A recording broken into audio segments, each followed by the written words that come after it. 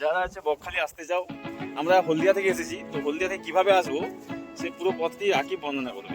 তো আমাদের হলদিয়া থেকে টাউনশিপ থেকে যে আমাদের বাস ছাড়ে কুকুরহাটি পর্যন্ত, তো সেই বাসে আমাদের উঠতে হবে। ফার্স্টে কুকুরহাটি নামতে হবে, সেখান থেকে ফেরি নিতে হবে, ফেরি নিয়ে আমাদের ডায়মন্ড হারবার আসতে হবে।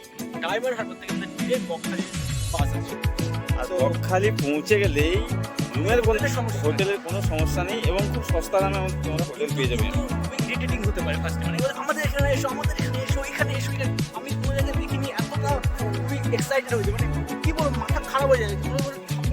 মেনে দিচ্ছে সবাই তার নিজের বাড়ি দেওয়ার জন্য ব্যস্ত। অ্যাকচুয়ালি আপনারা দেখে শুনে দেখে কথা জালে ভাসবেন না, ঠিকঠাক হোটেল নেবেন।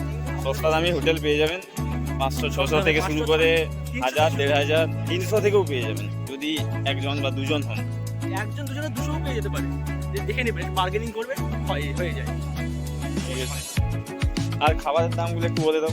খাবারের দাম এটা নর্মালি, যেমন ইলিশ, যেমন নর্মালি মাছ, পাতলা মাছ 100 টাকা, 150 টাকা, ভেটকি মাছ 200 টাকা, পার্শে মাছ 150, 200।